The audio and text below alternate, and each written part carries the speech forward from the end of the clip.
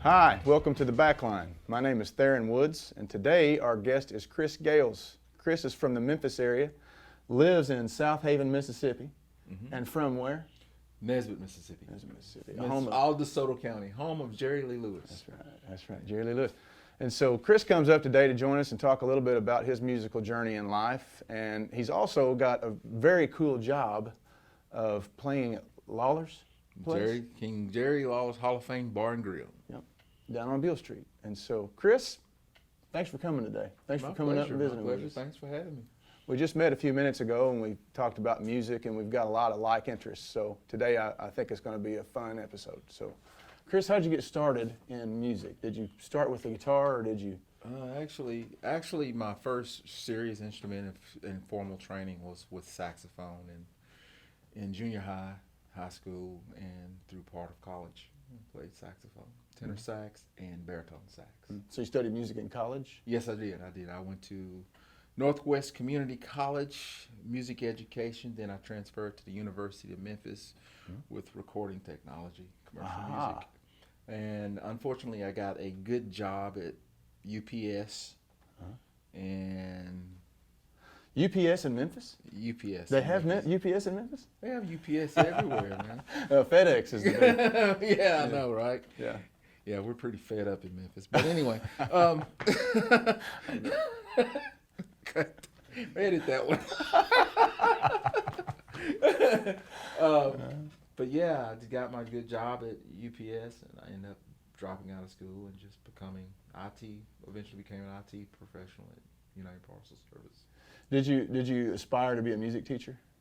No, that was the only thing that was offered at Northwest Community College, and I went there immediately after high school, and then was going to transfer to commercial music at the University of Memphis. So that's how that. Commercial music, like recording. Recording technology and music business are both offered. Were both offered at the University of Memphis at the time. But I was going to go for the recording technology. I wanted to be in the studio, hands-on, touching things and sliding faders and messing with reel-to-reels back then. Did you get to work with tape? No, actually I didn't. Unfortunately, I didn't. That's a whole nother subject that us geeks will get into if we don't watch it. Yeah. So when did you start playing the guitar? When did you pick that up and realize that you really loved it? I always wanted to play guitar. Always. From a little bitty boy, I'd go.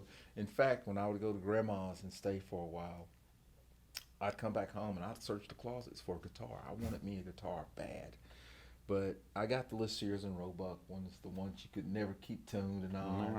You're not ever going to learn on one of those. But I didn't get an actual guitar until I was 15. And the rest is history. The rest is history.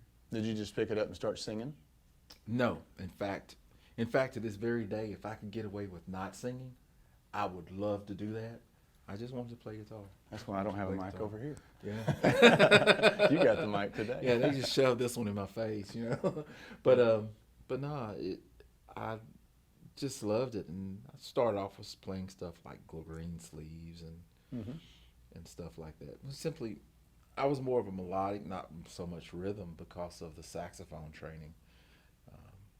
And then, as time progressed, I started expanding, learning more, and eventually started singing also.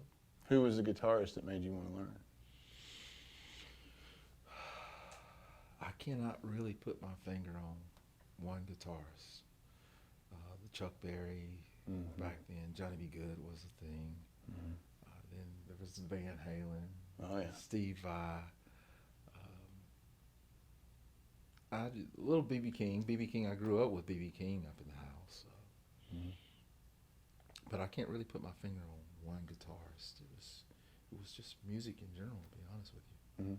And guitar just was the one I wanted to gravitate toward. Yeah, that's the way I was.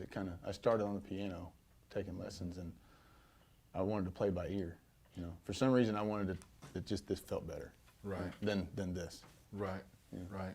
And with the saxophone, it was the same way, man. It's like I get in trouble for practicing the guitar because I wasn't practicing the saxophone. But the second they left, I put the saxophone down and picked up the guitar. Were you playing any John Coltrane or anything like that, saxophone, or any jazz or anything like that? Actually, man, it was more of David Sanborn, a jazz group called Flim and the BBs. Stuff like that. That's what I really loved. Yeah. Back then. So you like that melodic instrument, and you took that over to the guitar. What's some of the first stuff you started playing? Like I said, Green Sleeves was like one of the first ones. I don't even remember how I used to play it.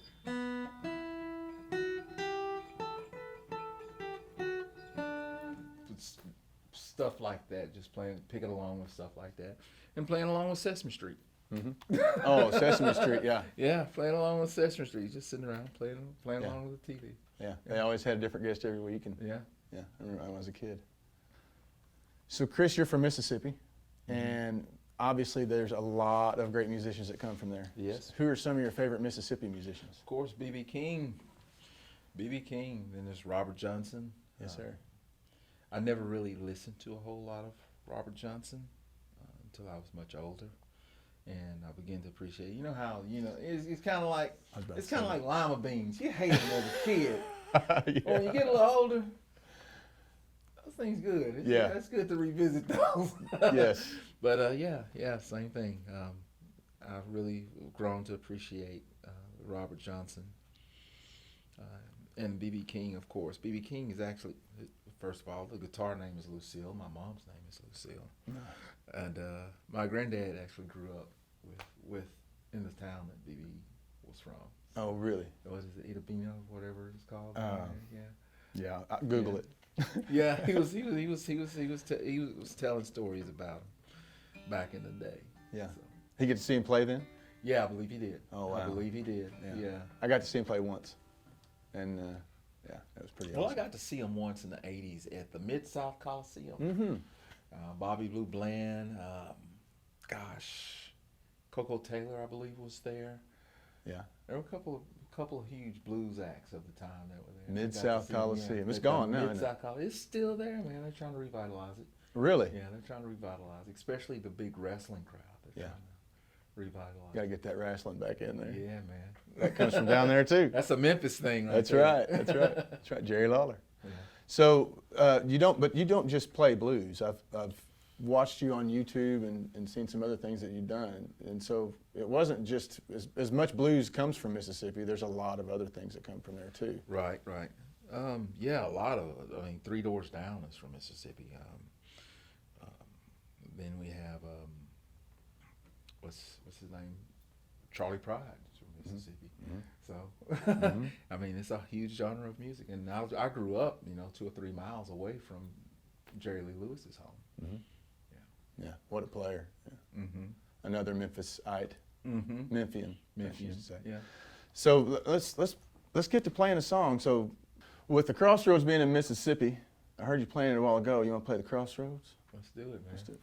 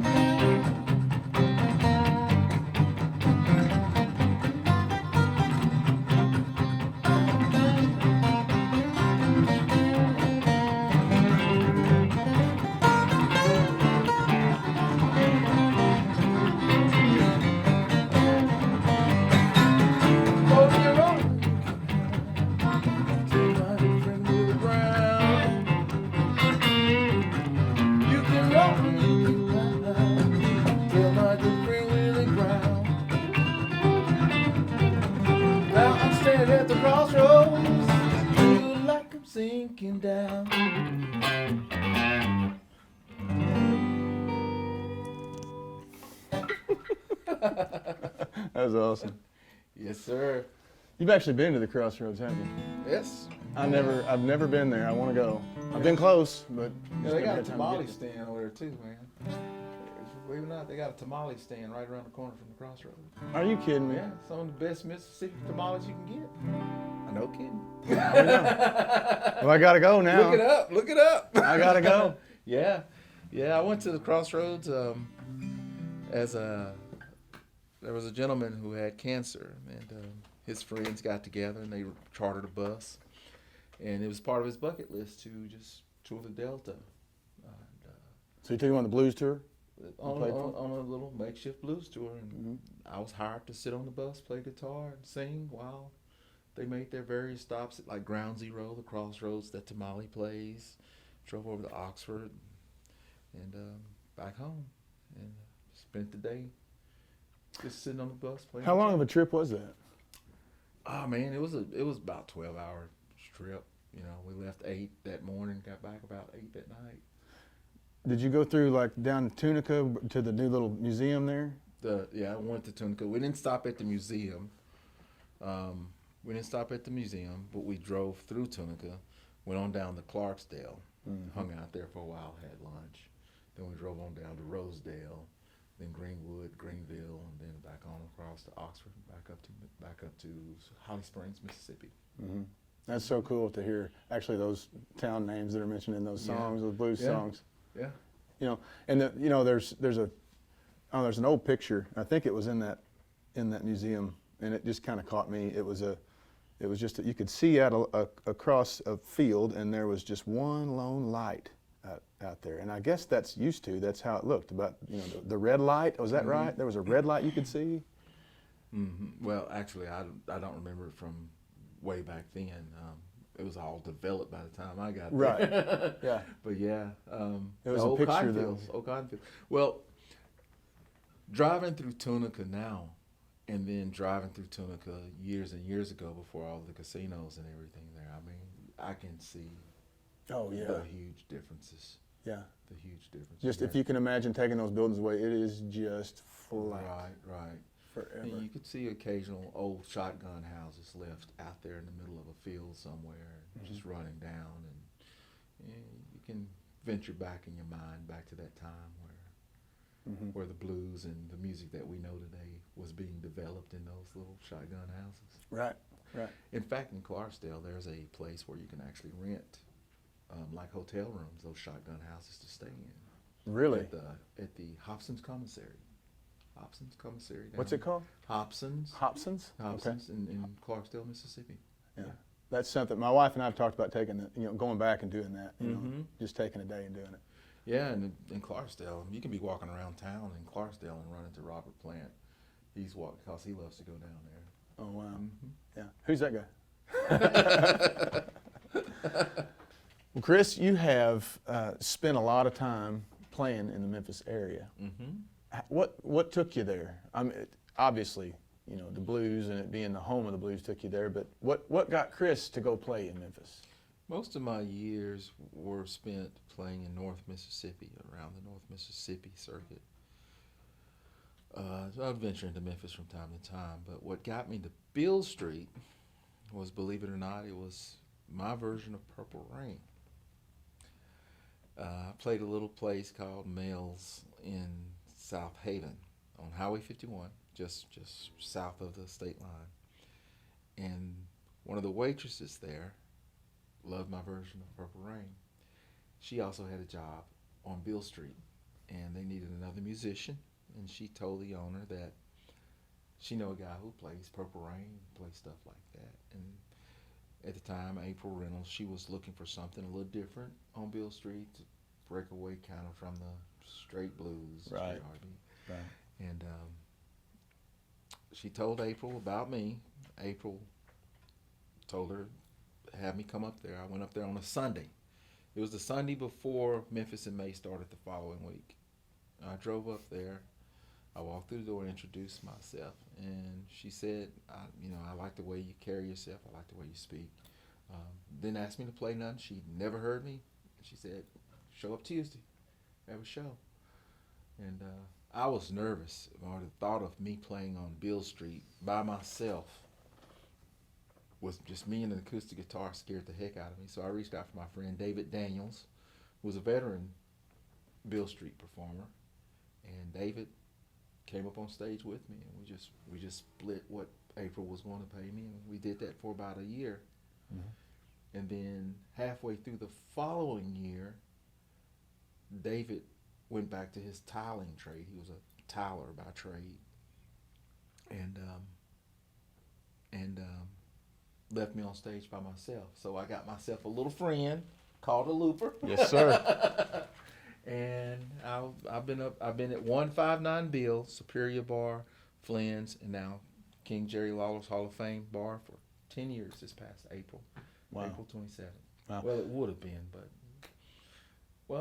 I made it, but well, still. It'll come back. Yeah. It'll come back. It'll have to. So you spent 10 years. That's a lot of people coming through in one day. And earlier we were talking about this, and you said, Mm-hmm. in 1 hour you can play for so many people. But can you share just a little bit about kind of how your day works? When I show up there, usually the bar opens at 11. I get there around 12, and there may be a few stragglers. But the first tour group brought in by one of the tour companies would come in about 12:30. Mm-hmm. So I'd make sure to be ready and primed to play for them at 12:30, because that's usually my bread and butter for that day, that tour group. If nobody else is on the street, I know that tour group, it could be anywhere from 2, could be 25 people. Right. Come up in there, and they're from all over the world, and I'll entertain for them. And as the day rolls on, people come in and out, and like I was telling you earlier, you can sit there and you can play to a virtually empty bar of 5 people all day long, but in actuality, you play for hundreds of people who's coming there to eat, drink, or just listen to the music. Do you get repeat customers year to year? Yes, I do. In fact, I'll have seen you the pictures later. There was one family that was there my very first year. I have a picture of them with me and David Daniels up on stage. Both of the sons are now grown. I think one of them's a police officer down from Australia. Oh, and wow. The little boy was a little bitty boy. Now he's this tall, basketball playing looking guy. Wow. And it's just amazing. And they came back to see you again? They came back to see me. That is awesome. And one of the most touching things was a young boy from St. Jude. And we get a lot of St. Jude people from St. Jude in there. And you be ready to cut. Yeah. If I start to lose it. But you can always tell with the bands. Mm-hmm. Some of them will have the bands, and some of them will have tubes and whatever, bald heads. But they come in there, and I always try to make it as special for them as I possibly can, because you don't know if they're there because things are getting better. You don't know if they're there because things are getting worse. Yeah. I know for a fact that I don't know if I'll ever see this kid again. Mm-hmm. But there was one kid came in one Sunday, and I remember distinctly, he came in one Sunday, he wanted a song for he and his mom to dance to. So I played him a little song. I don't remember what it was. And, I thanked them, as I do.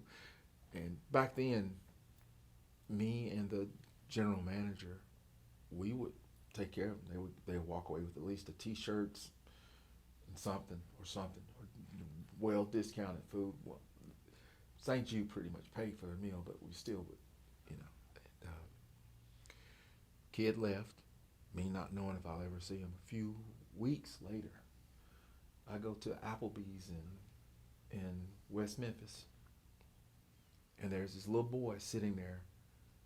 You can't understand what he's saying, but he's pointing at me, and I realized who it was. I walked over there and said, "How you doing?" And he was just ecstatic. I went on and sat down. I finished my meal, asked for the ticket, and she said, "You're paid for." His grandfather, who had come down for the visit, actually took care of my meal. And I just sat there at the table just bawling. I was literally this grown man sitting and I got up and I went over there and I thanked him and we talked for the longest time. Me still not knowing if I ever see this kid.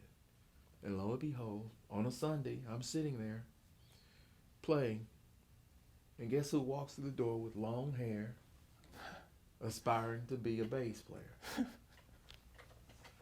And, you know, that right there, you can feel my tip bucket all day long. But that right there is the power of music. We talked about that. Yeah, it is. Yeah. And I think that's the best thing that I got from Beale Street. That right there. And you don't know how many of those kids walk up and down that street and go into the different venues and all that. I guess that's part of the wonderful aspects of Memphis. That's the whole St. Jude scene and what they're trying to do for those kids over there and seeing those families out there. Yeah, for the families, yeah, Yeah. especially, yeah. Yeah. Down there in Nashville, it's just not like that, you know. Mm-hmm. You don't see a whole lot of that because everybody's so selfish. Mm-hmm. But there's one thing that I love about Memphis. It is a mean-ass city, and if you don't watch it, it'll get you too. But it's so much more slow and personable, and I miss that. We look at it from our standpoint. When you're sitting there and you're talking to people in our media, news media, but when you sit there and you talk to people from all over the world, talk about how wonderful the city is and what they're experiencing, you have some come in and say, hey, man, I was almost mugged by some homeless guy or something like that. Mm-hmm. But, man, the vast majority of what you hear is all good. Yeah. It's all good. Mm-hmm.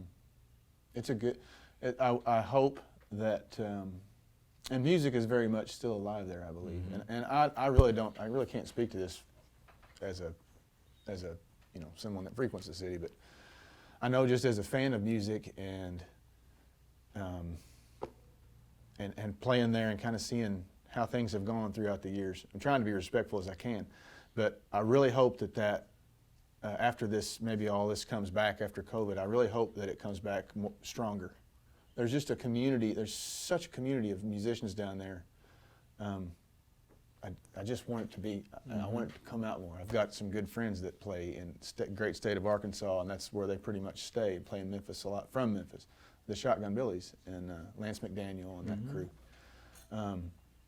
They introduced me to that city a little bit more in depth, and you got a good place there. Mm-hmm. So obviously you have been touched by the city of Memphis and some of the things, some of the aspects of the city, like St. Jude's. Obviously you give back to people a lot with music. Is there any way that you've been touched by something that you've written about, or do you write much at all? I do not write much, to be honest with you. To me, to write something and for it to be criticized, I'm too sensitive for that. Yeah. So I don't write as much as I should. I do have subject matter that I can write about, but I've had a good life for the most part, so I wouldn't be writing blues songs, you know. It's hard to be a blues musician when you It's hard to be a blues That's pretty musician good. when, it's like, I thought about writing a song about that, but yeah, I've written a few songs, just a few songs, and usually the way it happens is I'm doodling around on stage or something, and I'll save it to the looper, take it home, throw it in there, and develop it into something else. And Nice. Power of technology. The power of technology. Thank you for helping me capture that. Yeah. That and the iPhone notes. Hey, man. Saved my life. Yeah. Well, do you mind playing something of yours for us? Well, not at all. I'd love to. Take off on it. Yeah.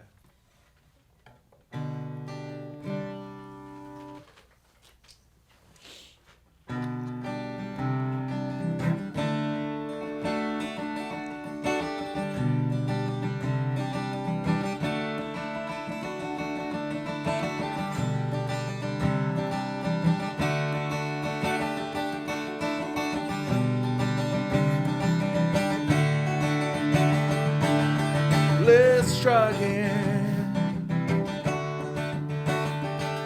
Take it from the word alone. Oh, we could try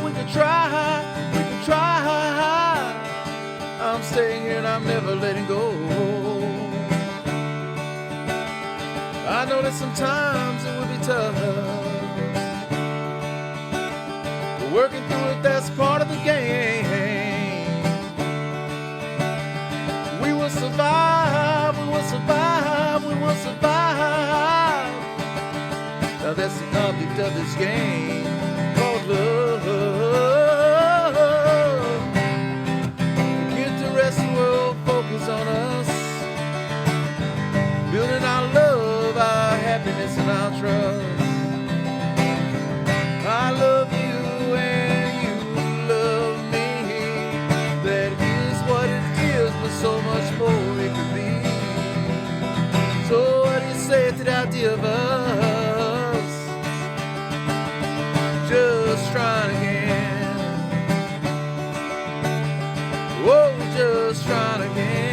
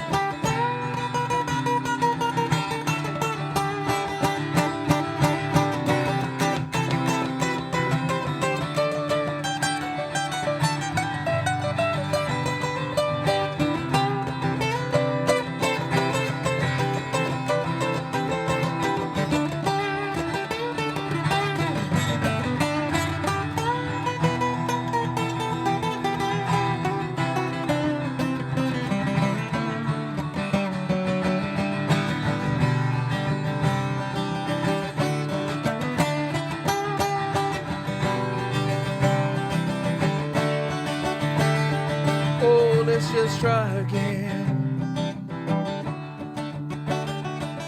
Take it from the word hello. Hello.